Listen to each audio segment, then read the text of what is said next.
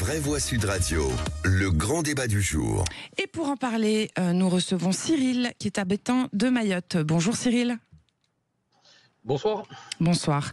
Alors Cyril, je vais vous poser la question cash et directe. Est-ce que c'est un problème brûlant, cette immigration à Mayotte, effectivement ?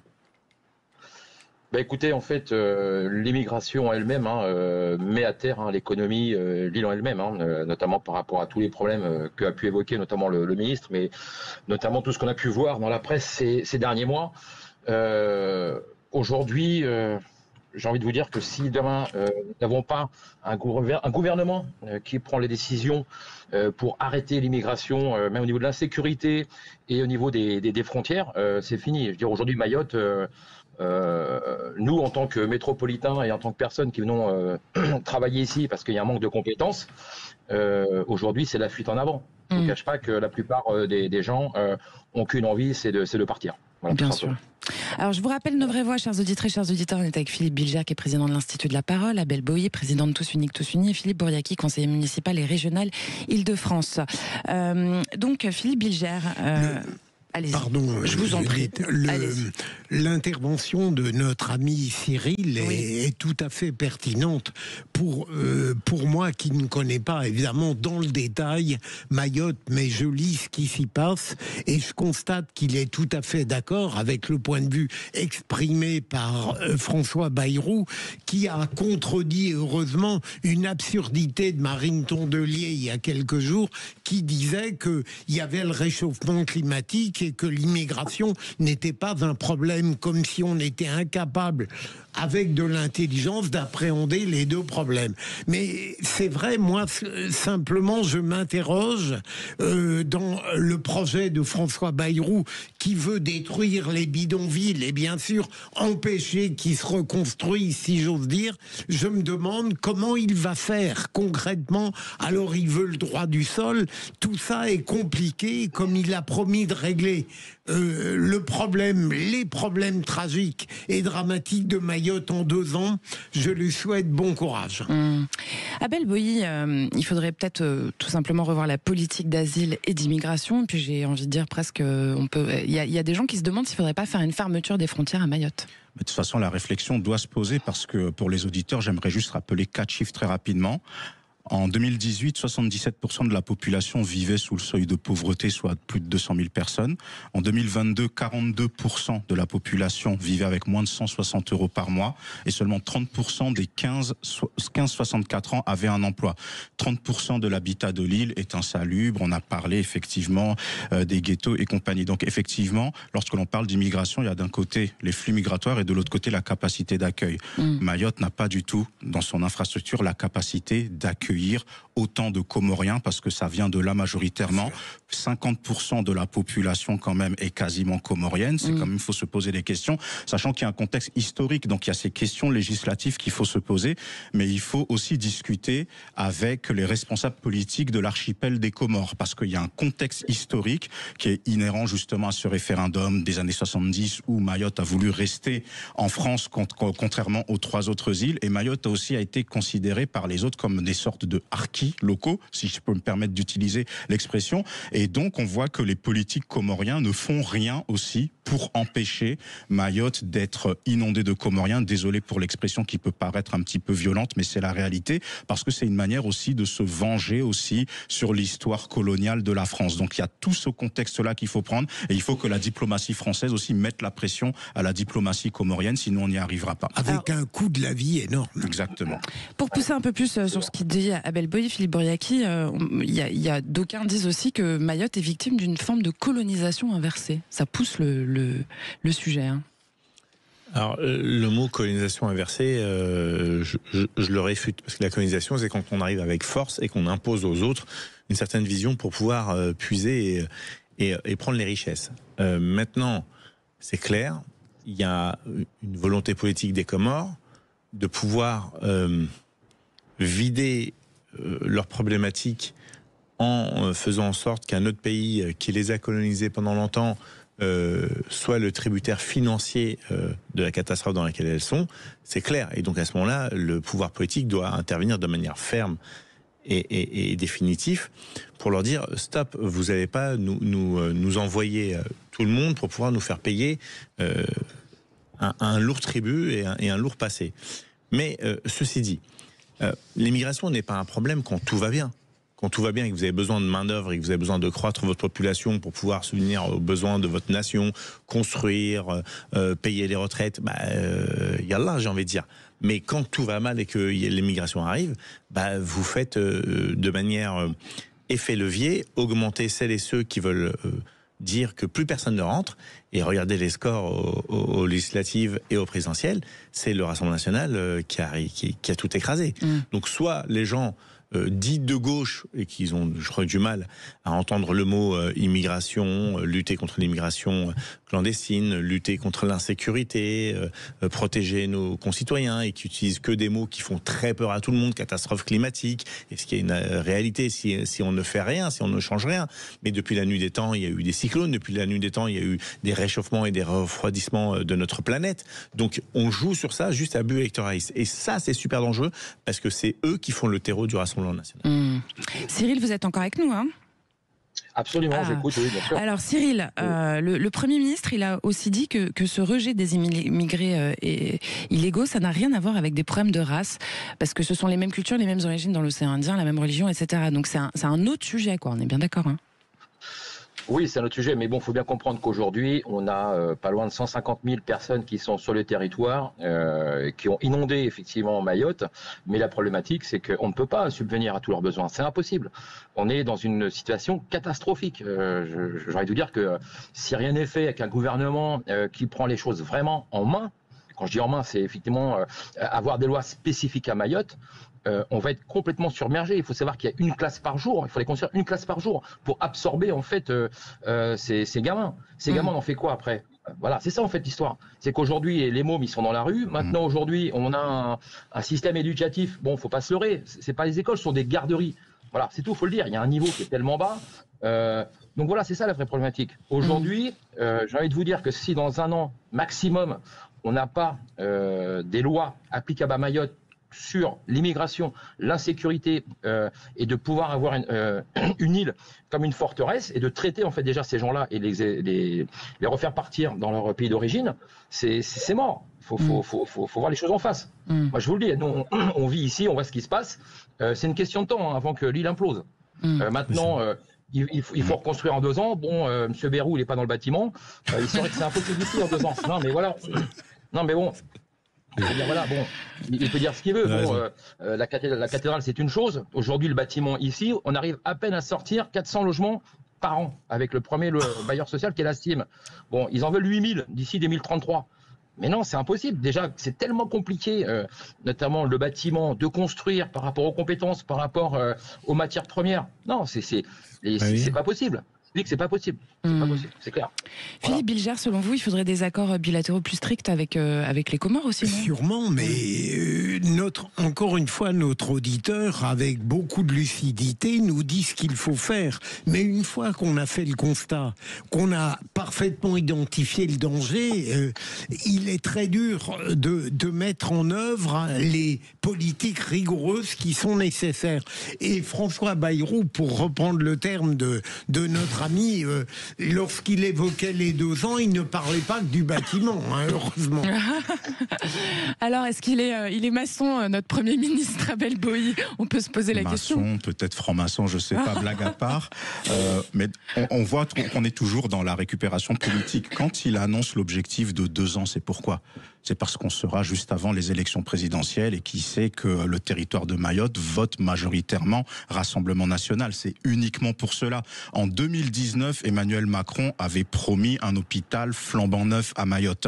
Je ne sais même pas si aujourd'hui, en 2024, le terrain a été trouvé. Donc, mais les travaux n'ont pas commencé en tout cas, c'est clair. Oui, voilà, et je ne sais même pas si le terrain est trouvé. Mais c'est-à-dire que les Mahorais, et monsieur le confirme, tout le monde dit sur place que c'est impossible. Donc ce ne sont pas les politiques qui vont trouver la solution miracle.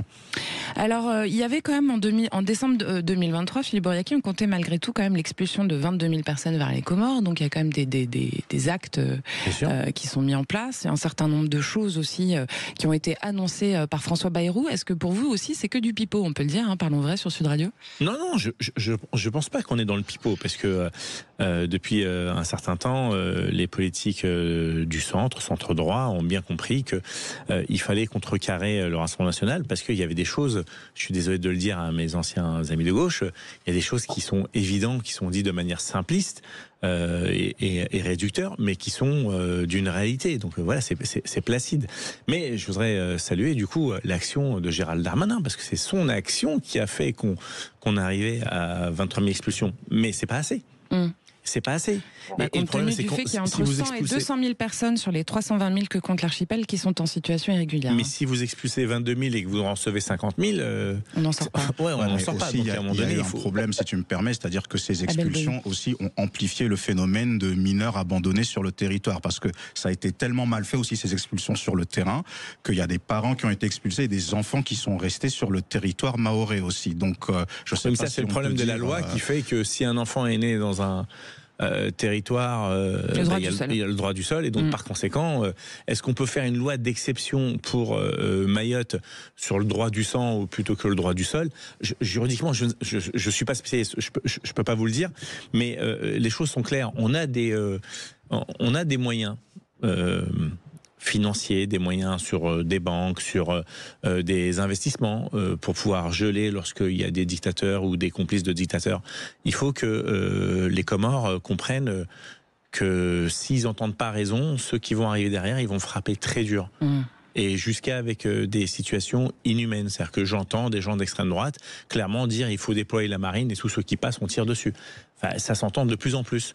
Je n'espère pas qu'on arrivera à ces drames humains, mais si les Comores sont dans Personne ne l'espère autour de cette table. J'en suis persuadé, mais si les Comores sont dans un plan machiavélique, le retour de bâton risque d'être terrible pour eux.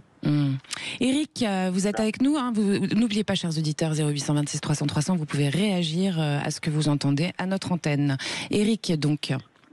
Oui, qu'est-ce que ça vous inspire tout ça, Éric? Écoutez, je crois que l'ensemble des paramètres a été évoqué. Le premier paramètre clé, c'est le fameux droit du sol, qui pose ce problème. Bon, j'ai eu le plaisir de voyager dans quelques pays périphériques comme la Réunion ou Madagascar, etc. Et le droit du sol, c'est quelque chose qui aujourd'hui pose problème avec cette immigration. Et vous venez de l'évoquer à l'instant. J'allais en parler. Et que voulez-vous faire? À partir du moment où les gens mettent le pied sur place et naissent sur place, on ne peut pas les renvoyer chez eux. Donc ça, c'est le premier problème. Et après, c'est comment mettre en place un système qui permettrait humainement de renvoyer chez eux dans leur pays, alors que le pays, a priori, n'a rien décidé pour les recevoir en retour. Voilà. Le paramètre, il est là, quoi. On va faire réagir. C'est le même problème en métropole. Hein. Oui. Mais c'est exactement le même problème en métropole. Oui, on ne peut pas faire une exception à Mayotte et ne pas le mettre en place également. On n'est pas tout à fait dans. Ouais. C'est difficile, effectivement, mais on n'est pas tout à fait dans la même situation ici. Alors, on revient vers... On n'est pas tout à fait dans la même situation. Tout dépend des secteurs sur lesquels vous regardez cette immigration fantôme, enfin, sauvage, je veux dire, fantôme. Voilà. Alors, Cyril, concrètement, vous qui êtes habitant de Mayotte, qu'est-ce que vous pensez qu'il faut faire, en fait, très concrètement? Très concrètement, écoutez, je vais parler cash. Aujourd'hui, il nous faudrait plus un gouvernement de soldats, j'ai envie de vous dire, que de bibliothécaires. En fait, c'est ça la solution. Il faut des gens d'action. Voilà, parce que tant qu'on restera dans effectivement les échanges et un petit peu dans cette ambiance de bisounours, il ne se passera jamais rien. C'est malheureux, mais c'est comme ça. Il y a un moment, il va falloir effectivement réagir et que la France reprenne un peu de sa superbe par rapport notamment à ses frontières et à toute sa politique en fait extérieure, notamment par Mayotte et les Outre-mer d'une manière générale. Voilà, c'est clair. En fait, là-dessus, on est là. Donc si maintenant on n'a pas de loi spécifique et que même par rapport à l'insécurité, on est des forces de l'ordre qui aujourd'hui en ont complètement ras-le-bol, ils sont démissionnaires à fond parce qu'aujourd'hui ils sortent avec des pistolets à l'eau. Voilà, aujourd'hui c'est pour ça qu'aujourd'hui l'immigration et l'insécurité est intimement liées parce qu'on a énormément de problèmes. Et c'est ça en fait l'histoire, c'est qu'aujourd'hui les clandestins n'ont aucun problème à monter au créneau et à aller affronter les forces de l'ordre. C'est hallucinant.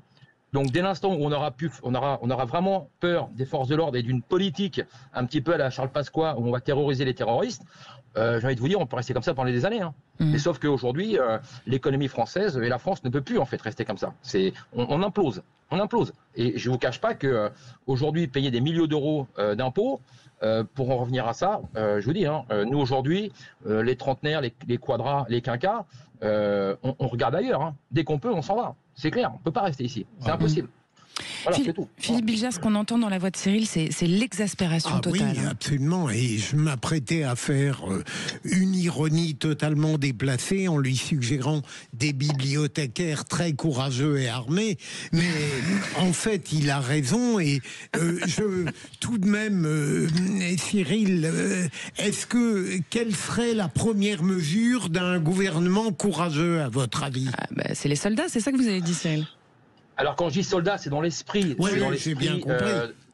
Voilà. Donc aujourd'hui, il nous faudrait, alors je ne sais pas, peut-être un ministère de l'immigration où on est tout pouvoir et qu'aujourd'hui les règles, notamment qui sont appliquées en métropole, on est à Mayotte des règles le temps que ça se passe, pas une loi martiale, mais qu'on ait effectivement un gouvernement où demain ceux qui font les conneries, les pilleurs, les casseurs, les immigrés, les passeurs de quoi ça, qui prennent cher, qui prennent 10 ans, 20 ans, voilà, et qu'on s'arrange, pourquoi pas, parce qu'aujourd'hui on n'a pas les infrastructures pénitentiaires, pourquoi pas aller voir Madagascar, et croyez-moi que si demain on envoie les prisonniers à Madagascar, ça va pas être la même, hein. Ils n'auront pas le Wi-Fi ni la PlayStation 5, on est bien d'accord. Donc il y a un moment, il va falloir taper du poing et avoir des responsables et des élus au gouvernement qui prennent des vraies décisions et qui n'ont pas peur de les prendre. Ça, mais en fait. Quand on a un tel problème de population carcérale et de justice en France, hein, on a entendu M. Darmanin, c'est quand même que 2% du budget de l'État.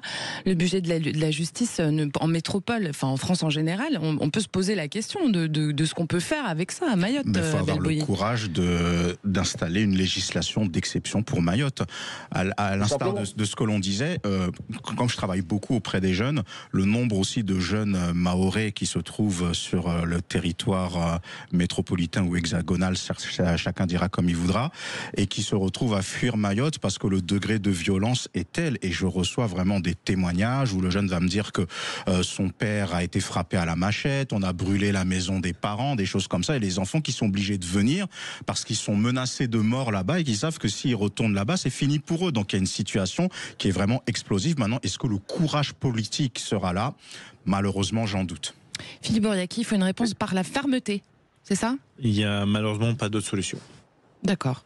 Voilà, il faut entendre nos compatriotes de Mayotte qui se terrent chez eux, qui ne peuvent pas sortir, qui sont agressés, qui sont rackettés. Et c'est pas possible. Mayotte, c'est la France. Et donc la solidarité nationale doit s'appliquer et on met les moyens une bonne fois pour toutes. Soit c'est pas la France et on n'a plus rien à faire là-bas. Mais moi je considère que Mayotte c'est la France. Les Mahorais ont décidé de rester français. C'est nos compatriotes. On ne peut pas les abandonner face à un danger quotidien. Enfin c'est pas possible. C'est pas possible. Et d'ailleurs moi je lance un appel. Alors, je veux pas être inhumain et ne pas regarder ces pauvres Comoriens qu'on exploite, puisque beaucoup se sont fait dépouiller par les passeurs parce qu'on leur a promis l'Eldorado et un monde meilleur. Moi, je suis issu de l'immigration, donc c'est très compliqué de dire moi j'ai eu cette chance d'eux, mais il y avait une porte qui était ouverte. Aujourd'hui, la porte, elle doit se refermer parce qu'il n'y a plus rien et que on va monter les uns contre les autres. Mais tous nos enfants là à Mayotte qui vont être privés d'école, qui vont travailler dans des conditions difficiles. Moi, je le dis, moi je suis prêt à accueillir un enfant à la maison. Voilà. Ils sont combien? Il y en a 20 000, il y en a 30 000. C'est-à-dire toutes les villes de France pourraient accueillir une personne.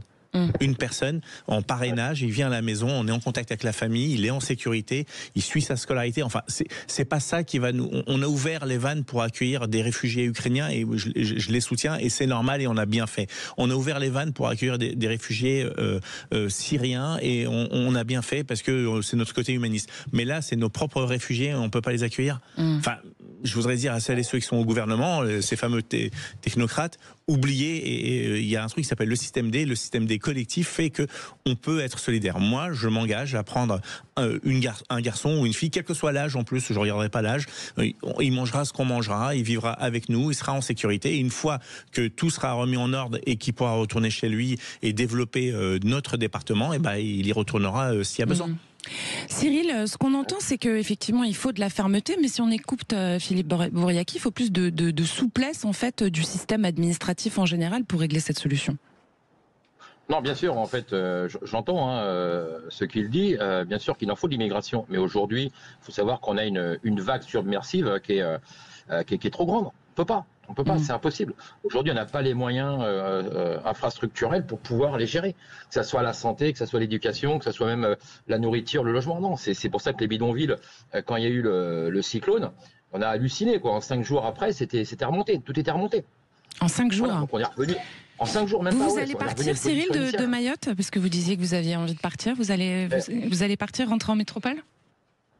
Non, pas en métropole, parce qu'aujourd'hui, on a une zone qui est très sympa, et puis on a une ancienne colonie française qui s'appelle Madagascar, qui est très sympa, et on est quand même pas mal à pouvoir, à essayer de s'installer là-bas. Et c'est vrai que en tant qu'ancienne colonie française, voilà, on a quand même encore toute cette culture qui est là-bas, qui est pas comme ici aujourd'hui à Mayotte. Faut savoir qu'on est vraiment ici en Afrique. Faut dire les choses comme elles sont. Notamment quand vous voyez des familles qui ont 10 enfants, qui arrêtent pas en fait de faire des gamins. On n'est pas dans le même concept en fait de la vie. Et c'est pour ça que ça marche pas. Voilà. Et il y a rien à faire. Donc quand vous voyez les gamins, je suis pas sûre que le nombre d'enfants soit le sujet, mais d'accord. Non, mais ce que je veux dire par là, c'est qu'aujourd'hui, quand vous voyez les familles, ce sont des familles qui ont 5, 7, 10 enfants. Vous allez dans le nord de la France, c'est un peu pareil. Ouais, c'est ça. C'est un département français avec d'autres traditions, mais en Bretagne, on a d'autres traditions, et au Pays Basque, on a d'autres traditions. Il y a aussi des familles de 10 enfants en Bretagne. Ouais, non, mais bon, aujourd'hui, c'est pas les années 50. Ma grand-mère, on était une famille de 12. Il n'y a aucun souci, on avait les nourrir et les instruire. Voilà. Non, mais bon, c'est pas un souci. Mais aujourd'hui, faut bien comprendre que d'avoir des enfants, c'est une responsabilité. Donc aujourd'hui, dans l'état d'esprit des gens qui viennent ici, c'est on fait des gamins et puis l'État s'en charge. Je vous le dis, tel que c'est. Donc, faut peut-être privilégier les modes de contraception. Oui, non, mais c'est un autre débat. Non, de contraception, j'ai pas parlé de religion, de contraception. Non. Allez, dans n'importe quel PMI, quand vous avez des femmes de 45 ans qui sont à leur 9e gamin, et quand les infirmières leur disent mais pourquoi vous n'avez pas de contraception ou pas d'IVG? Non. C'est contre notre religion. On ne va pas parler de l'intimité des gens à l'antenne, Cyril. Ils font ce qu'ils veulent, bien assez ce qu'ils veulent pour le coup, si vous me permettez. Non, bien sûr, mais je suis d'accord. Mais en fait, on prend tout dans son ensemble. Et il y a quand même effectivement aujourd'hui, les gens qui sont venus ici continuent à faire des enfants. Donc on augmente encore la pression. Parce qu'une fois que les gens sont venus... on en aurait bien besoin en Hexagone de plus d'enfants. Donc effectivement, on va écouter Philippe Bouriaki qui nous les envoie.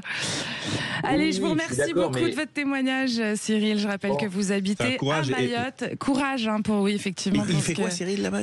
Ah oui, on ne sait pas ce que vous faites comme métier, Cyril. Qu'est-ce que vous faites? Je suis bibliothécaire. Non.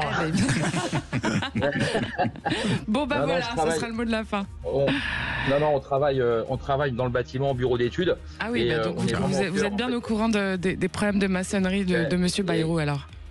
Exactement, donc s'il a besoin d'un conseil, il vient ici et on lui explique un peu comment ça marche. Allez, on vous remercie beaucoup. Merci Cyril. Chères auditrices, chers auditeurs, vous